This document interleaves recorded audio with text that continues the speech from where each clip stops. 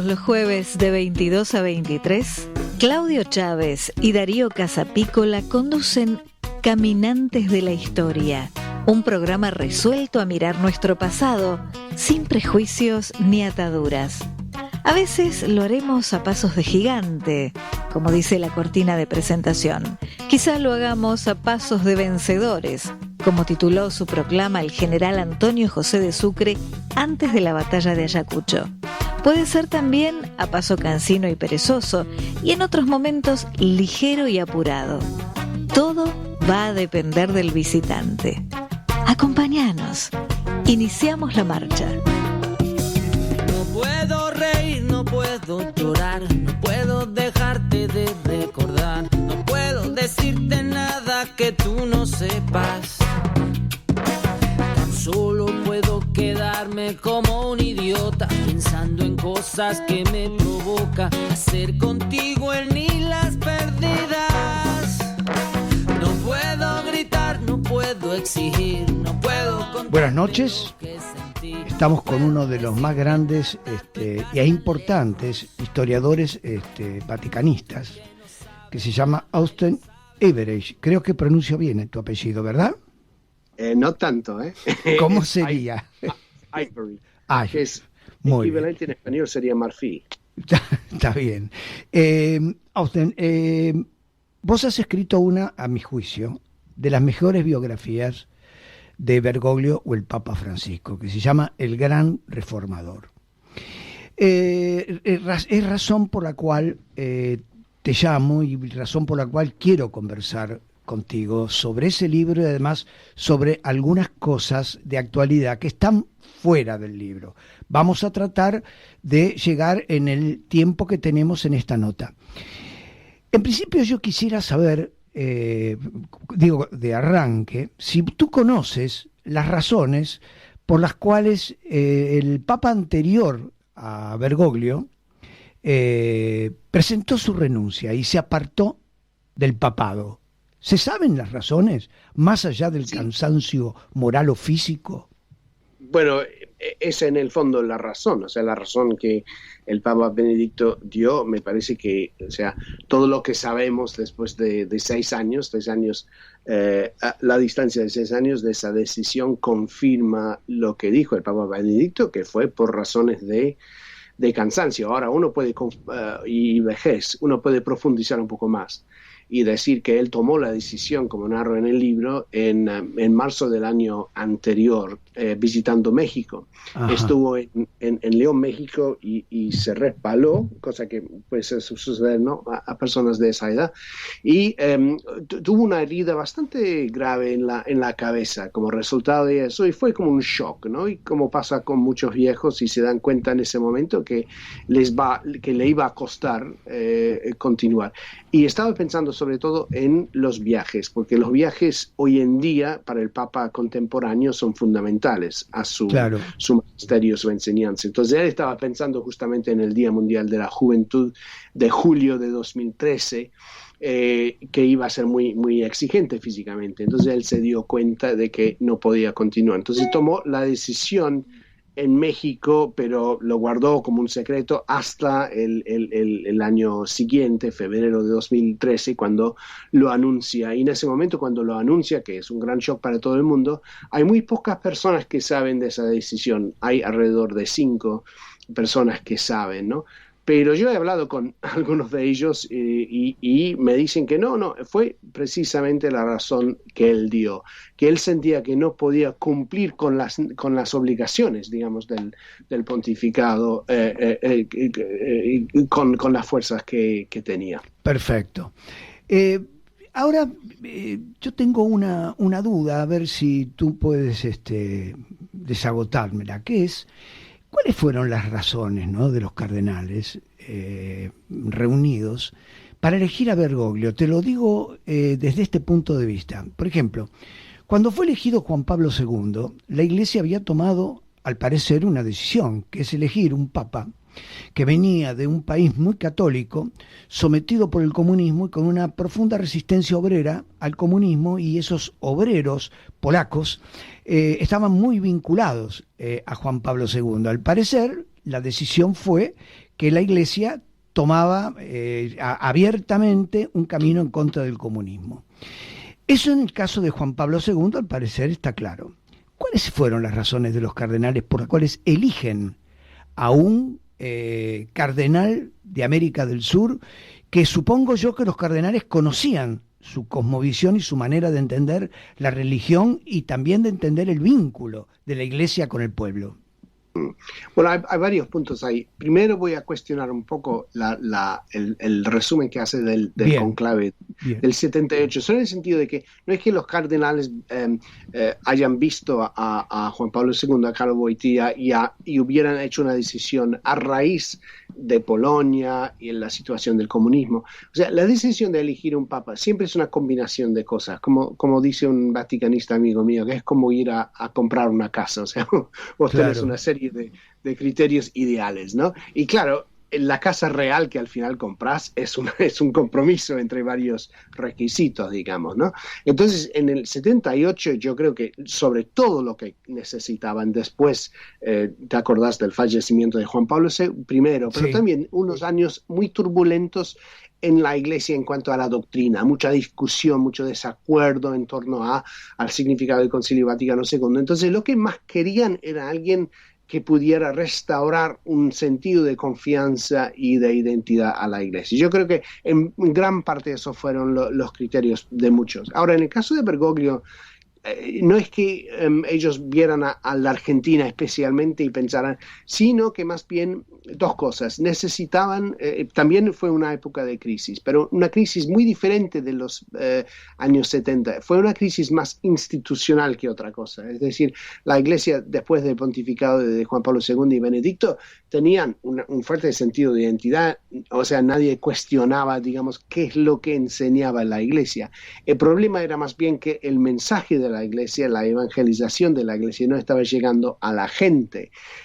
Había una crisis de credibilidad en la Iglesia, ligada en parte a la crisis institucional que se expresaba sobre todo en Roma, en el Vaticano en ese momento, las crisis financieras, pero también los escándalos de abuso sexual. Entonces lo que hacía falta, o sea, los cardenales al entrar en las congregaciones generales, que son los encuentros de los cardenales previos al conclave, cuando hablan de las necesidades de la Iglesia y del mundo, todos hablaban de esa crisis institucional, financiera y la crisis del Vaticano, y hablaban de la necesidad de la reforma. Necesitaban un gobernador, alguien que pudiera tomar en mano esa institución tan antigua, tan resistente al cambio que es el Vaticano. Entonces, al final de las congregaciones generales se empezaba a correr la voz que Bergoglio era el hombre. ¿Por qué? Porque era un reformador, tenía una larga historia de reforma, ¿no? Como arzobispo, como jesuita, de coraje. Pero yo creo que también una cosa muy importante, él no era muy conocido, era sí muy conocido por los latinoamericanos por su actuación en la Conferencia General de los Obispos Latinoamericanos en mayo de 2007 en Aparecida. O sea, los latinoamericanos sí lo conocían y sí lo admiraban. Pero yo diría que la mayoría de los cardenales en el colegio en ese momento no lo conocían. Pero lo que sabían de él era que era un outsider, era alguien que venía de afuera, que no era parte de la estructura de Roma. Más bien, como todos saben y narro en el libro, Bergoglio venía muy poco a Roma, o sea, venía todos los años en febrero para cumplir con sus deberes como cardenal, pero tan pronto como podía se escapaba de nuevo a Buenos Aires. O sea que era un hombre que venía desde afuera, que no estaba era en ese sentido idóneo para reformar una institución que necesitaba una mano fuerte desde el exterior. Yo creo que esos sobre todo fueron los criterios que condujeron a los cardenales a elegir a Bergoglio. Pero yo cuando hablo de los cónclaves siempre digo esto, que cuando los cardenales hablan de que es decisión del Espíritu Santo, lo dicen en serio, no es solo una forma de hablar. O sea, en el fondo es algo muchas veces instintivo, profundo. Sienten que es, y muchos han hablado del discurso que dio Bergoglio en vísperas del cónclave, cuando él hablaba de una iglesia autorreferencial paralizada que necesitaba aprender nuevamente a salir a las periferias a evangelizar. Y muchos cardenales que no sabían nada de Bergoglio decían en ese momento: este es el hombre ungido por el Espíritu Santo. Ahora, Austen, ese tema que planteaste al final, ¿no? Ese salir de la iglesia e ir hacia los fieles, esto está vinculado a la tradición jesuítica, ¿verdad? En el asunto de que los jesuitas, cuando fue fundada por San Ignacio de Loyola, su objetivo central, y lo mostraron 50 años después, cuando comienzan a salir a los extremos del mundo, Japón, a China, a India y América Latina. La pregunta entonces es si esto salir de la iglesia tiene que ver con la tradición jesuítica. Sí, sin duda. O sea, Bergoglio es de una tradición jesuita misionera. Sobre todo los jesuitas son misioneros, como vos decís. Uh-huh. Pero yo creo esa no lo dijo porque fuera jesuita, sino también porque fue fruto de su discernimiento de qué es lo que prevenía la iglesia en ese momento a evangelizar. Y es el mismo discernimiento que él hizo y que los obispos hicieron en la Conferencia General de Aparecida, que es cuando, yo siempre digo, Aparecida fue el discernimiento más profundo de los signos de los tiempos que ha hecho la Iglesia en cualquier parte del mundo, ¿no? En las últimas décadas. O sea, no hay cosa parecida en ninguna otra iglesia. Los latinoamericanos pasaron como 3 años preparando la conferencia general, haciendo estudios, sondeos, reuniones, consultas, muchas consultas del pueblo de Dios, o sea, para analizar el tiempo presente y cómo la iglesia llegaba o no llegaba a los tiempos. Entonces, ya antes del comienzo de la conferencia general tenía un entendimiento muy sofisticado. En el fondo el discernimiento fue esto, que estamos viviendo en una época, como sabemos, muy conformada por la tecnología, por la era digital, una tecnocracia, como dirían algunos, donde hay creciente distancia entre las personas y las instituciones, precisamente por la liquidez de la sociedad. Uno. Segundo, los mecanismos de transmisión de la fe tradicionales, es decir, la ley, la cultura, la familia, están siendo muy socavados por estas tendencias tecnológicas, por estas.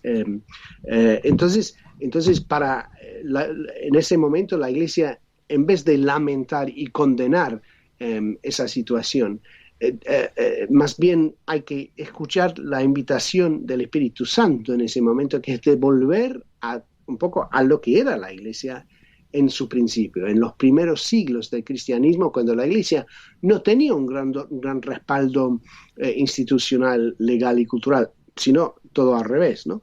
Entonces, pero la Iglesia, el cristianismo se extendía muy rápidamente en esa época. ¿Por qué? Porque en el fondo fue testimonio personal, fue gente que salía a curar y a cuidar a personas que les eran ajenos, cosa que producía gran sorpresa y hasta escándalo en la gente pagana de la época. Y entonces esa acción de salir, de curar heridas, de proclamar la misericordia de Dios, una proclamación personal, querigmática, bueno, todo esto decía la Iglesia en el documento de Aparecida. Es necesario ahora que la Iglesia asuma de nuevo como tarea, y eso es lo que llamaron conversión pastoral y misionera. Entonces, Evangelii Gaudium, que es el primer documento magistral de Francisco en 2013, que es donde él traza esa visión de la iglesia, de cómo la iglesia puede aprender de nuevo a evangelizar. Es básicamente el discernimiento de Aparecida. Entonces la salida viene de mucho más que sus propios instintos misioneros como jesuita, y más bien está arraigada en ese discernimiento de Aparecida, que tanto le influenció a Bergoglio y a los otros obispos latinoamericanos, que para ellos fue un momento de Pentecostés Aparecida, o sea, llegaron temorosos y dudosos y confusos y salieron con una gran audacia ¿no? evangélica, y como fruto de esas 2 semanas en Aparecida. Este documento de Aparecida, que bueno, la responsabilidad intelectual es de Bergoglio, Así es. está vinculado a lo que él denomina la teología del pueblo, o por un lado la teología del pueblo, y luego también, si vos podés, definirme y establecer la diferencia entre la teología del pueblo y la teología de la liberación.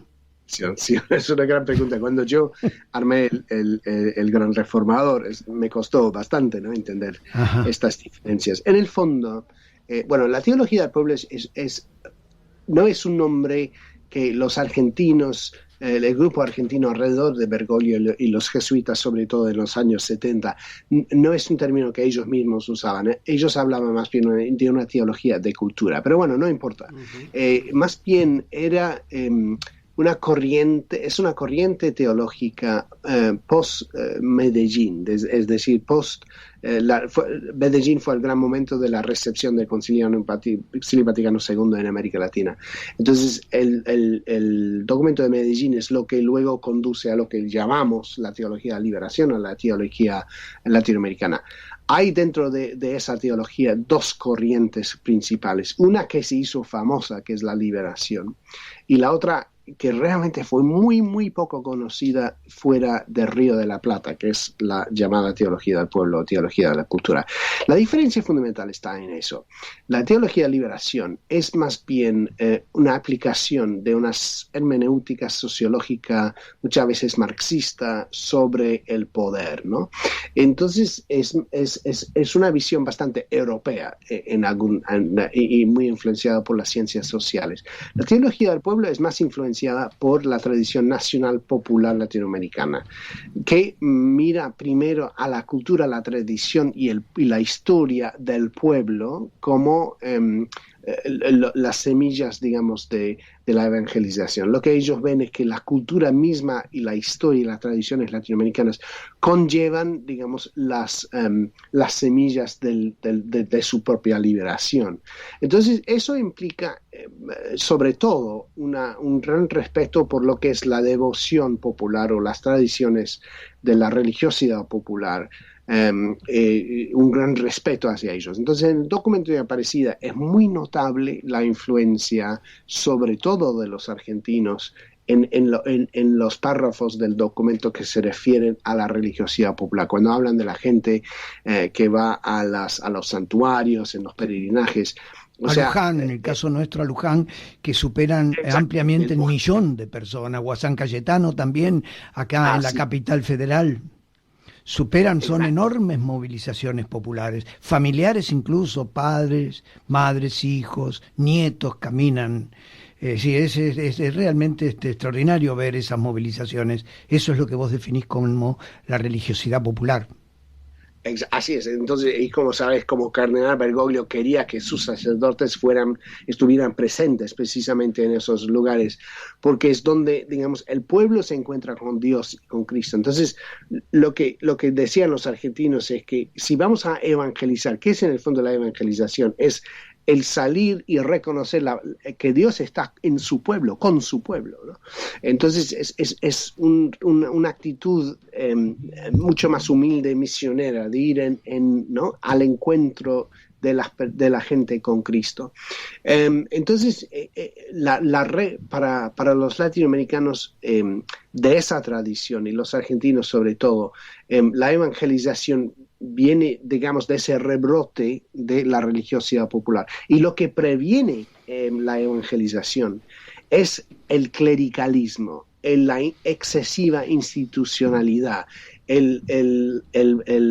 la autorreferencialidad, para usar una palabra muy bergogliana, ¿no? Cuando la iglesia vive de sí misma y no sale en busca de y a escuchar a la presencia de Dios en el pueblo. Ahora, la teología de la liberación en nuestro país trajo problemas muy graves, porque evidentemente muchos de los sacerdotes que se vincularon a esa manera de entender la religiosidad hicieron uso, aceptaron y promovieron la violencia. Muchos de ellos se sumaron a la acción guerrillera. Bergoglio, frente a esa situación, en ese momento, en esa Argentina, ¿qué postura tuvo? Bueno, precisamente porque, digamos, en la Argentina los que estaban más aferrados a la liberación, a esa corriente liberacionista, eran los que eran más vulnerables, digamos, a la violencia. Entonces había muchos sacerdotes, como vos decís, y jesuitas también, conectados con esos movimientos populares, los montoneros y tupamaros en Uruguay y todo. Entonces, para Bergoglio y para su grupo, esa no hubo una opción política. O sea, su opción fue por el pueblo, no fue por el Estado. O sea, para ellos la liberación del pueblo no venía de una lucha política para, digamos, llegar al poder, sino más bien era acompañar como sacerdotes, como misioneros, al pueblo y abrir procesos para que ese pueblo mismo encontrar su propia liberación. Entonces, no, su postura durante en los años 70 en la Argentina, yo diría que fue peronista, en el sentido de que él quería estar con el pueblo y el pueblo estaba con Perón. En ese sentido era peronista. Claro. Pero es un tipo de peronismo bastante diferente, digamos, de la clase media alta montonera, ¿no? Claro, un peronismo distinto al del padre Mujica, por ejemplo, o Carbone o Vernaza, por ejemplo. Mujica es el ejemplar, digamos, de ese otro lado, ¿no? Uh-huh. No, entonces Bergoglio, como provincial de los jesuitas, muy famosamente no quería que sus jesuitas se involucraran en la política y en la ideología en general. O sea, para él la ideología es el gran enemigo del evangelio, ¿no? Porque en el fondo es una idolatría. Entonces fue una postura muy apolítica. No era tampoco a favor, digamos, de los militares y de la guerra sucia. No, claro. Y como ya sabemos muy bien por libros escritos por Nalo Cabo, y hace poco salió otro en Argentina, él rescató a mucha gente que se estaba escapando, digamos, de la dictadura. Ahora, Bergoglio es muy crítico, él mismo lo ha dicho ya como papa, ¿no? Él es muy crítico de lo que denomina el liberalismo y, por supuesto, también, es lo que estamos viendo ahora contigo, también del marxismo. ¿En qué postura filosófica, desde qué balcón filosófico él establece esta crítica? ¿Se entiende la pregunta? ¿En qué filósofos, en qué pensadores se apoya para sostenerse en esta lucha contra el liberalismo y contra el marxismo? Bueno, yo creo que en eso no es tan diferente en realidad del catolicismo en general. O sea, su postura en ese sentido es, o sea, ser antiliberal y discúlpeme. Sí. Ser antiliberal y antimarxista. ¿Vuelvo a comenzar? Sí. A ver, Sí, perdón, estar en contra del liberalismo y del comunismo, no, o sea, es una postura bastante típica católica. Ahora, su propia postura es más bien, como decía antes, nacional popular, peronista en el sentido original de la palabra, el peronismo ortodoxo de la primera época, ¿no? Y no en un sentido de ser militante peronista, pero sí más bien perteneciente a esa tradición nacional popular que en otros países sería, ¿no? APRA en Perú, ¿no? La idea de la patria grande. Y como digo, que las raíces de la liberación latinoamericana están en sus propias tradiciones. Eso es Bergoglio, en el fondo. Y eso... Entonces, sí, perdón. Sobre todo la revista Nexo, editado por Alberto Metol Ferré, y el grupo de gente a su alrededor, teólogos como Lucio Gera, Rafael Tello, personas como estas, intelectuales muy, muy poco conocidos fuera del Río de la Plata, pero que son grandes realmente en la tradición argentina. Ahora, Agustín, a mí tengo un interrogante, a ver si usted si vos me lo podés aclarar.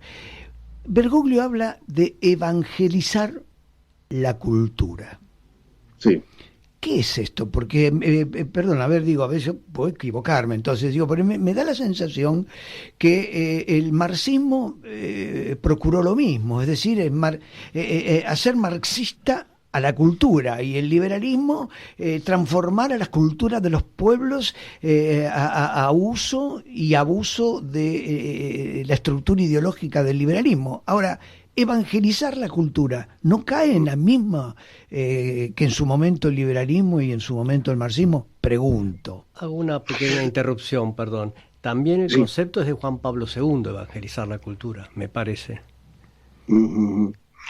Bueno, evangelizar la cultura es una idea muy de San Pablo VI en su gran documento de 1975, Evangelii Nuntiandi, que fue a su vez muy, muy influenciada por los argentinos, de hecho, por esa teología del pueblo. Evangelización de la cultura significa encontrar las semillas del evangelio en la cultura, en la historia y en las tradiciones del pueblo, de entender que la cultura latinoamericana como tal es el resultado del encuentro de varias culturas, ¿no? La blanca, la española, la negra, la africana, la indígena, la latinoamericana, y que de eso se creó un mestizaje, que no es simplemente una mezcla racial, sino también una hermenéutica, un punto de vista, una forma de ver el mundo muy influenciada, muy conformada por el Evangelio. La cercanía, la sensación de la cercanía de Dios, la Virgen de Guadalupe, o sea, las devociones populares que para el pueblo latinoamericano son la señal o la imagen del acompañamiento de Dios en su propio camino cultural histórico. Eso es lo que Bergoglio, cuando él habla de la evangelización de la cultura, básicamente quiere decir eso, es respetar la cultura. Es una cultura evangelizada, y el papel de la iglesia es servir, es como lavar los pies, es servir a ese pueblo para que se pueda conformar, para que sea lo que está llamada a ser. Y esto significa, por cierto, resistir también lo que él llama, no la colonización ideológica que viene de afuera, que muchas veces busca cambiar América Latina según paradigmas marxistas, liberales, tecnocráticos, ¿no? O sea, en ese sentido Bergoglio es bien nacionalista, y para él la iglesia tiene un papel nacionalista en ese sentido, como perdona el latín, pero un complexo opositor, es decir, una agencia de integración de elementos distintos que ayudan a conformar esa cultura. Bergoglio hablaba muy bien de todo esto en el centenario, en 2010, ¿no? Publicó una serie de reflexiones sobre el bicentenario. El bicentenario, sí. El bicentenario argentino, ¿no? Sí, 200 después de la emancipación. Muy interesante como él ve el papel de la iglesia en eso.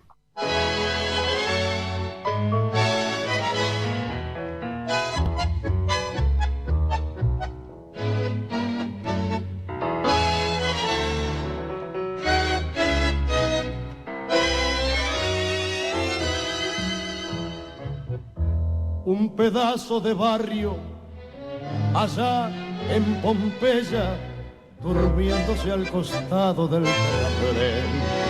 Un farol balanceando en la barrera y el misterio de adiós que siembra el tren. Un ladrido de perros a la luna, el amor escondido en un portón. Los sapos redoblando en la laguna y a lo lejos la voz del bandoneón. Un barrio de tango, luna y misterio, calles lejanas como estarán, viejos amigos que hoy ni recuerdo, que se habrán hecho, de dónde andarán. Barrio de tango que fue de aquella Juana la rubia que tanto amé.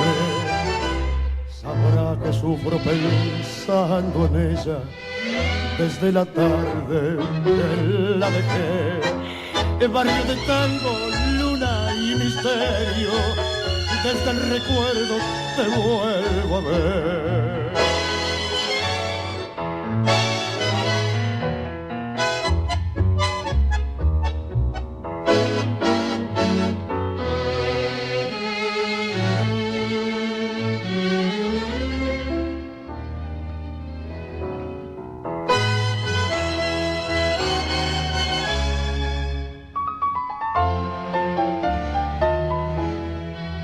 Así evoco tus noches, barrio tango, con las chatas entrando al corralón.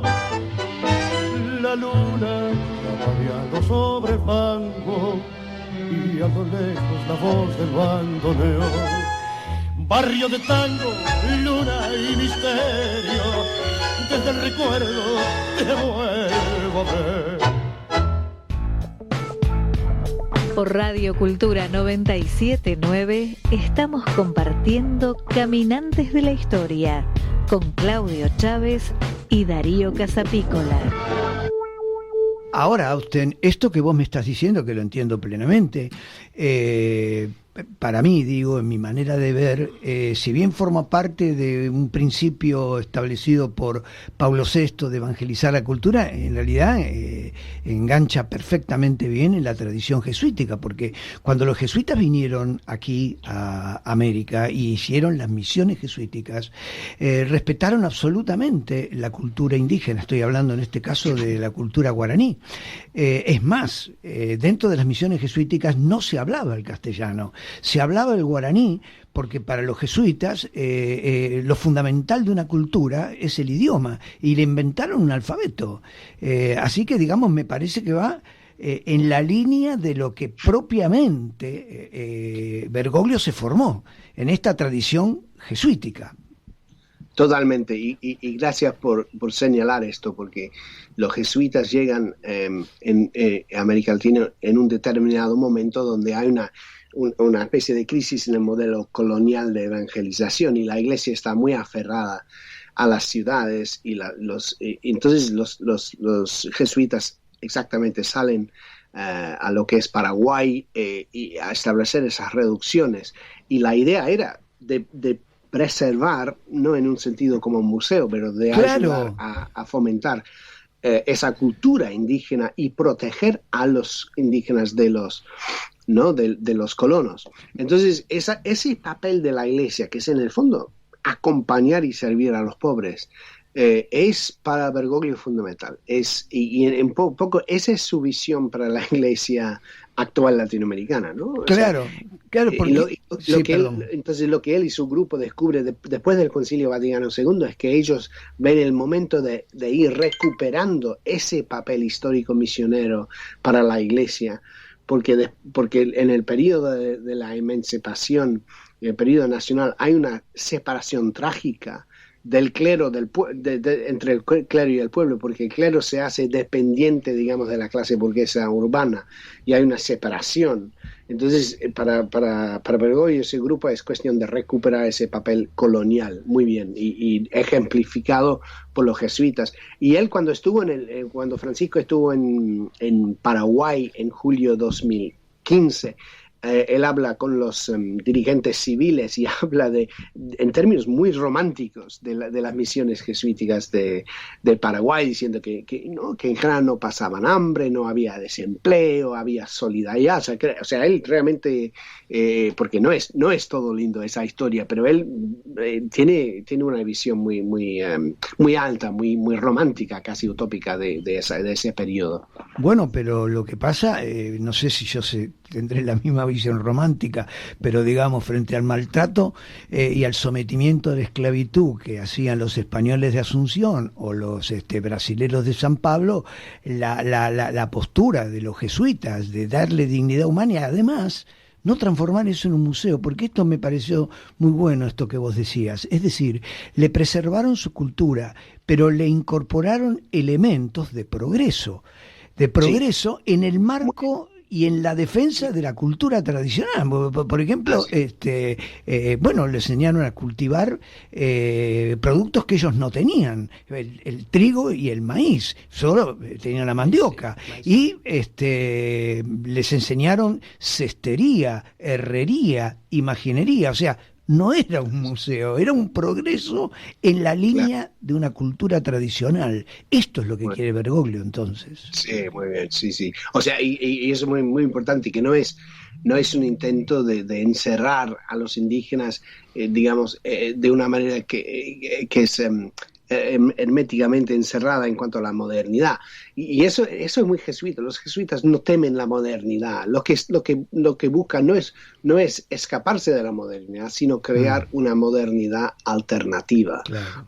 Una modernidad que tiene todos los beneficios de la tecnología y la modernidad, pero no los elementos deshumanizadores, que muchas veces han acompañado la modernidad, y este es un gran ejemplo. Sí, perfecto. Tan cierto lo que decís, que cuando Carlos III expulsa a los jesuitas de España y de los reinos americanos, y las misiones jesuíticas quedaron en manos de funcionarios civiles que no entendían el proyecto jesuita, los indígenas fueron abandonando de a poco las misiones y fueron a las ciudades porque ya eran artesanos. Es decir, va en la línea de lo que estás planteando. Es decir, dejaron la selva, pero no dejaron el idioma, no dejaron sus costumbres, no dejaron la religiosidad dada por los jesuitas, pero estaban en un estadio superior. Ahora eran artesanos y podían formar parte de las ciudades, como Goya, como Corrientes, como Asunción.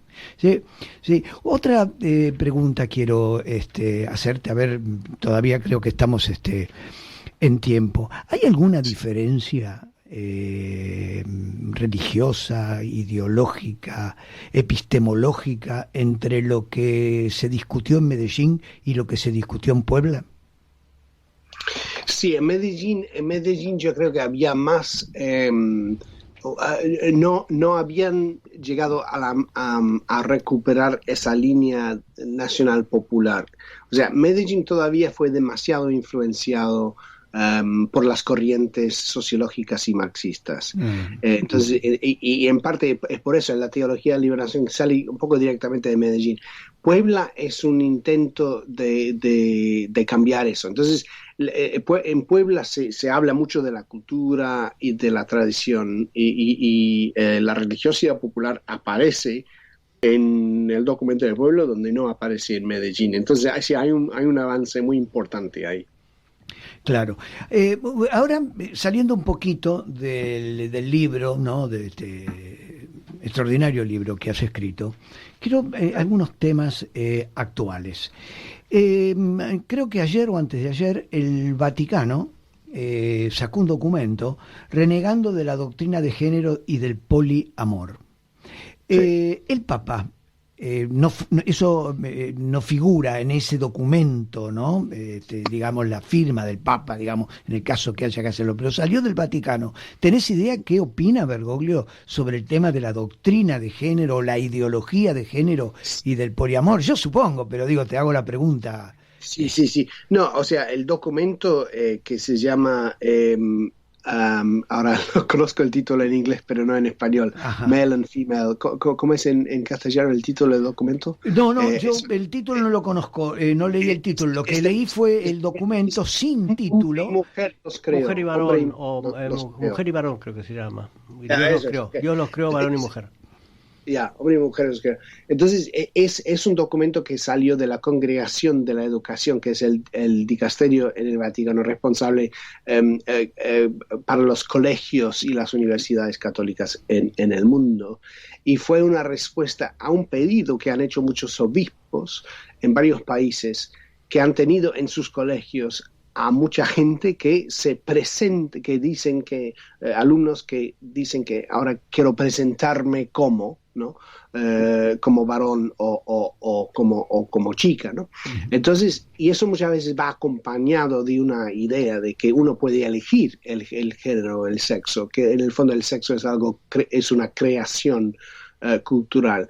Entonces, Francisco ha hablado mucho de esto desde el principio de su pontificado como un ejemplo de una colonización ideológica, una especie de gnosticismo, porque para él, y como sabes, ese gran documento, esa gran encíclica Laudato Si sobre la ecología, es una gran afirmación, digamos, de la creación como un don del creador. O sea que la masculinidad y la feminidad son parte del mundo creado, otorgado, legado por Dios como un don a la humanidad. Entonces, uno no puede negar esa realidad, pero eso no quita... Y el documento ha sido criticado porque dice que en contra de los trans. No, o sea, reconoce que hay, por ejemplo, creo que en castellano se dice disforia, disforia de género, se puede decir. Son las personas que muchas veces tienen el cuerpo de... Sí, los que se identifican que el cuerpo es una cosa y ellos se identifican con otra sexualidad. Porque muchas veces su conformación psicológica es del otro sexo. O sea, es una condición real de muchos transgéneros y causa mucho dolor. Pero no, eso no quita de que el sexo masculino y femenino sean reales. Y para mí, de hecho, el sufrimiento de la disforia de género demuestra la existencia, ¿no?, de esos dos géneros. Entonces, Francisco ha sido muy fuerte en eso. Y el documento lo cita mucho a él, como también lo cita a Benedicto y a Juan Pablo II. Entonces, en eso yo creo que los papas y los pontificados han sido muy conformes. Pero una anécdota muy interesante, porque me acaba de llamar, de hecho, la BBC aquí pidiéndome información. Y para Bergoglio, para Francisco, no hay contradicción entre la verdad y la misericordia. O sea, uno puede afirmar la verdad del género, pero al mismo tiempo recibir con todo cariño y acompañar a una persona que tiene una confusión sobre eso. Y dio un gran ejemplo de eso en enero de 2015, cuando recibió a un transgénero español, Diego Neria, que había nacido mujer y había un católico practicante y casado con una mujer después de su transición de sexo, que había sufrido bastante en su parroquia en España, precisamente porque la gente sabía de su cambio de género. Entonces escribió al Papa, el Papa lo recibe en el Vaticano, lo abraza, dice, no, eres un hijo de la Iglesia, si alguien te trata mal es problema de ellos. y la semana siguiente o la semana anterior estaba diciendo en el vuelo de Filipinas, estaba hablando contra de la ideología de género. Entonces, para muchos esta es una contradicción, pero para mí no lo es. Si se conoce a Bergoglio, esto no es una contradicción. Está afirmando la verdad de la existencia de género, pero también quiere recibir y acompañar. La misericordia y acompañar. Como cuando él volvía de Brasil y en el avión dijo, ¿quién soy yo para condenar a un homosexual? Y luego cita el catequismo. O sea, fue pura enseñanza ortodoxa, sí. Pero nos cuesta, como a mucha gente les cuesta eso, la verdad y la misericordia para muchos son en contradicción, para Jesús no lo era. No lo era, claro.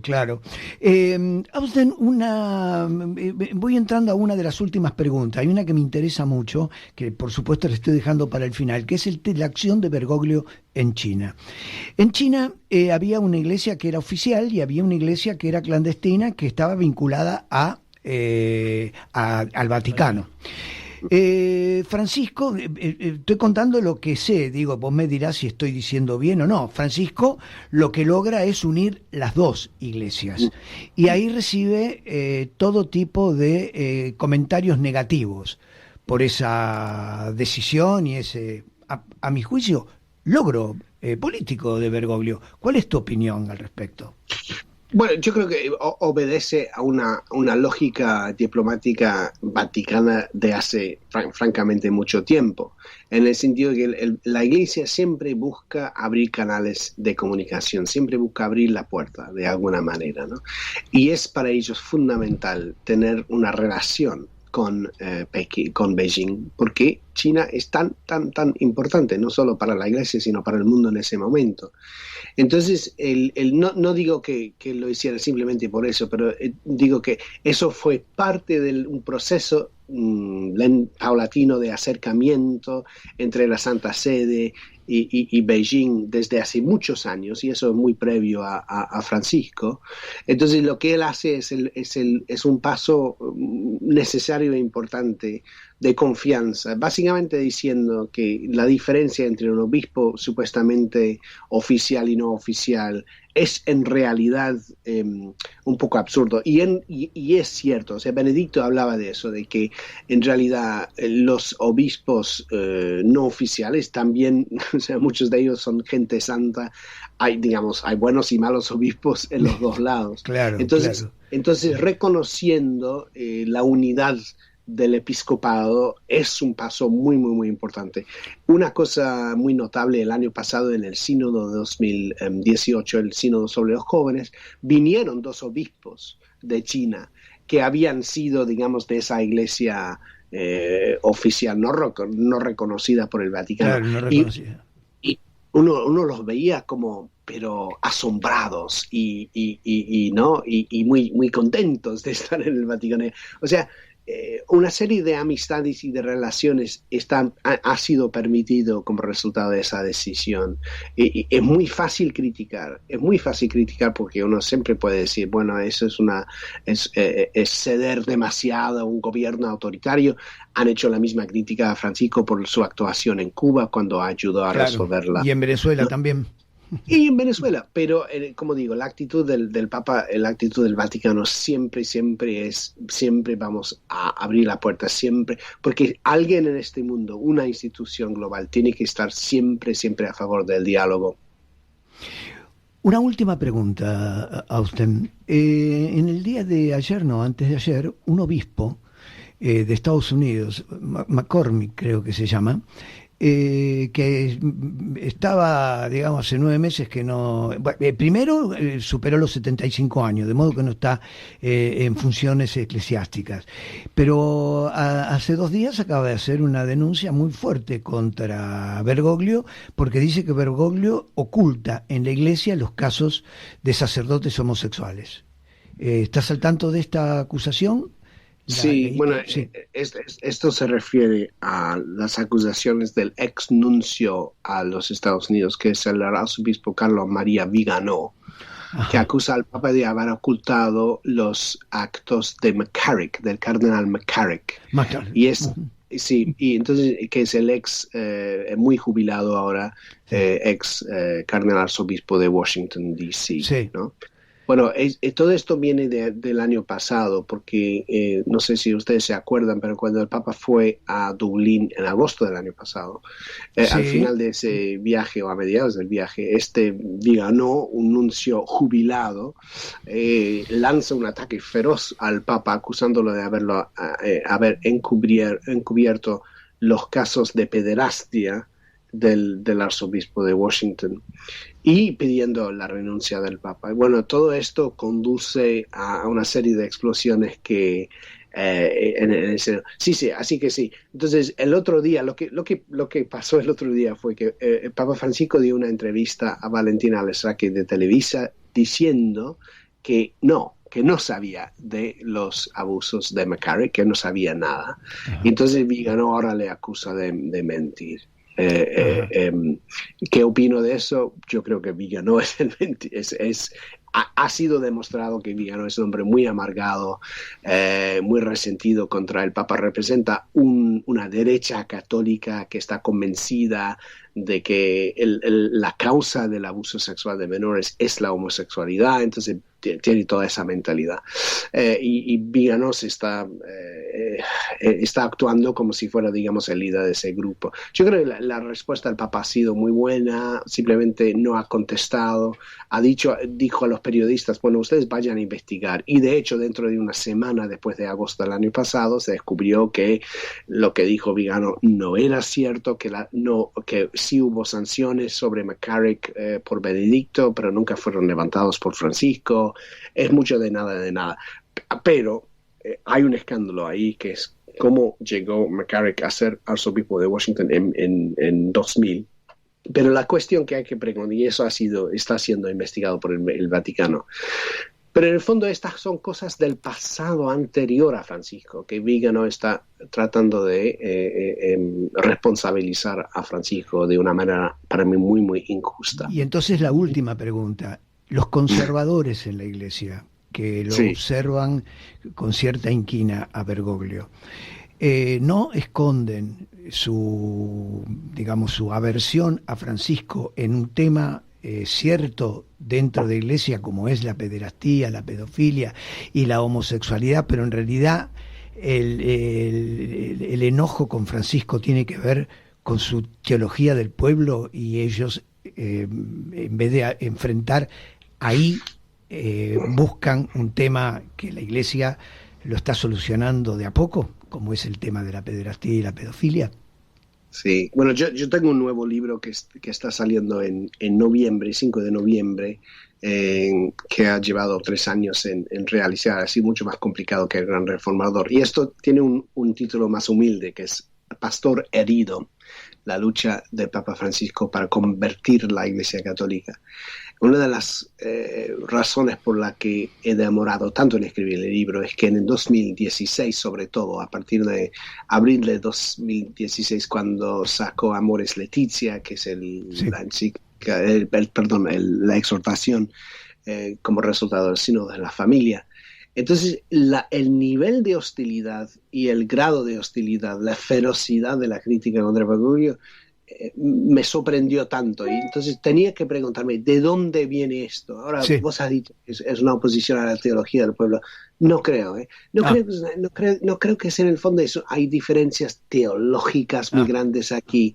No, yo creo que es algo mucho más evangélico. Creo que está suscitando de la Iglesia una corriente farisaica muy fuerte. En el fondo es la misma razón por la que los fariseos rechazan a Jesús, porque se sienten muy amenazados por él. Claro. Ahora, ¿por qué les amenaza Francisco tanto? Bueno, precisamente por su énfasis en la misericordia de Dios, ¿no?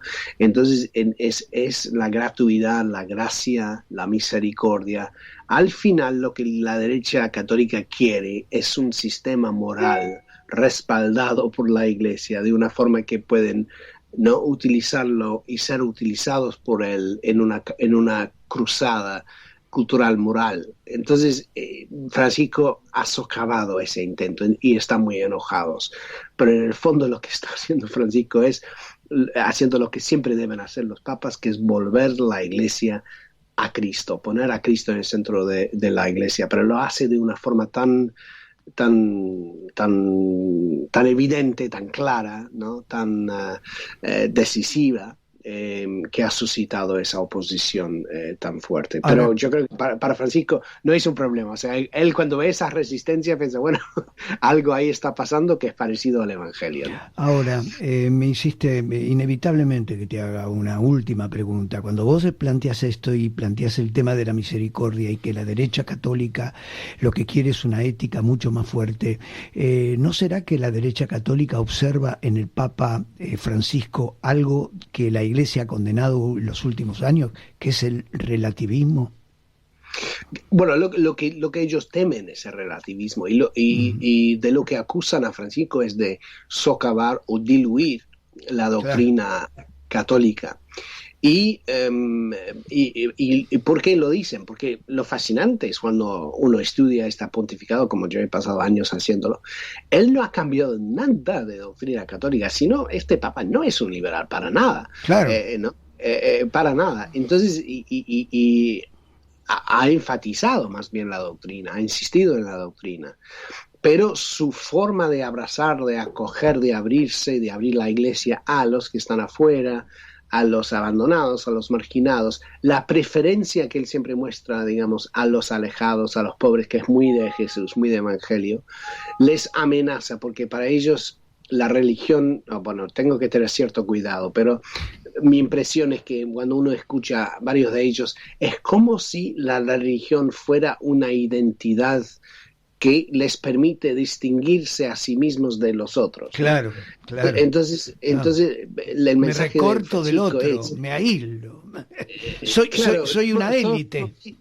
Somos hijos de Dios, Dios nos quiere a todos, ¿no? Entonces, claro. Y él no solo lo dice, sino lo muestra, y eso les amenaza mucho. Mira, te doy un ejemplo muy, muy básico y claro, y muy del principio del pontificado para ilustrar esto.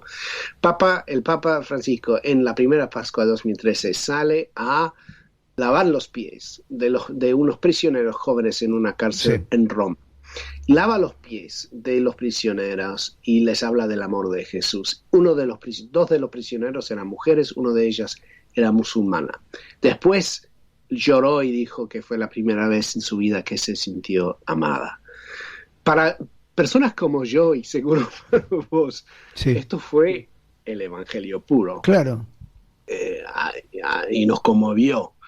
Pero muchos en la iglesia decían dos cosas. Uno, bueno, por un lado está rompiendo las reglas de la iglesia que insiste que los viri probati tienen que ser hombres y Y la segunda cosa que decían muchos es que, bueno, eso fomenta la idea de la inmigración musulmana. O sea, ¿cómo pueden 3 personas o 4 personas tener una visión tan distinta del mismo acto? Bueno, es en contestar esa pregunta que llego a la conclusión de que hay una cierta, para usar una palabra en latín, invidia, un no ver por parte de algunos católicos que para mí es farisaico en el fondo. Claro. Bueno, Austin, llegamos, me diste más tiempo del que estaba dispuesto a darme. Me has dado 55 minutos, Austin. Yo te agradezco infinitamente. Cómo no, ha sido un gran gusto. Un gran gusto y un abrazo muy fuerte. Adiós, Austin. Hasta luego.